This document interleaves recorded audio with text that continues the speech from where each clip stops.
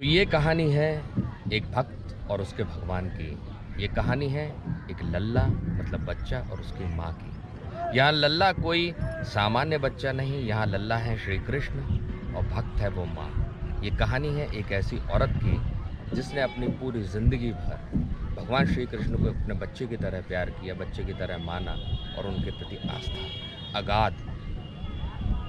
उम्र के पहली दहलीज पर जब वो अपने माँ बाप के साथ वृंदावन आती थी तो बांके बिहारी से उसकी लालसा, उसका हृदय इस तरीके से मिल चुका था कि उसने ठान लिया कि ताउम्र मैं बांके बिहारी के दर्शन करने आऊँगी। वो अपने माता पिता के साथ आती थी। ये भक्ति धीरे धीरे धीरे धीरे बढ़ती चली गई।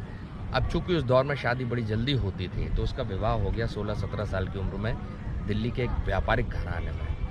किस्मत बड़ी अच्छी थी उस महिला की कि उस व्यापारिक घराने में जहाँ शादी हुई थी वो लोग भी भगवान श्री कृष्ण के अनन्य भक्त थे।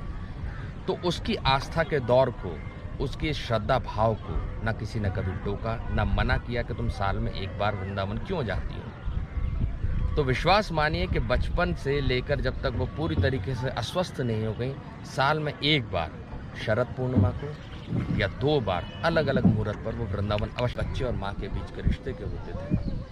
उन दोनों के बीच क्या बातें होती थी ये तो वो दोनों ही जान सकते हैं, लेकिन इस कहानी के अंत तक आते आते आपको भी समझ में आएगा कि वो दोनों क्यों भाव विभोर होते थे। बहरहाल शादी हो गई, दिल्ली पहुंच गई, 2 बच्चे हुए उनके।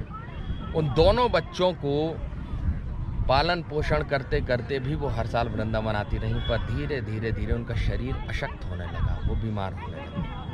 40-42 वर्ष की उम्र में सभी लोगों ने कहा कि अब तुमने पूरे जीवन भर भक्ति करी है, अब तुम्हारे बच्चे बड़े हो गए, तुम्हारे शरीर में इतना बल नहीं बचा, क्यों नहीं एक काम करती हो कि लल्ला की मतलब भगवान श्री कृष्ण की एक बाल रूप मूर्ति लेकर तुम यहाँ पर आ जाओ और यहाँ पर भक्ति करो।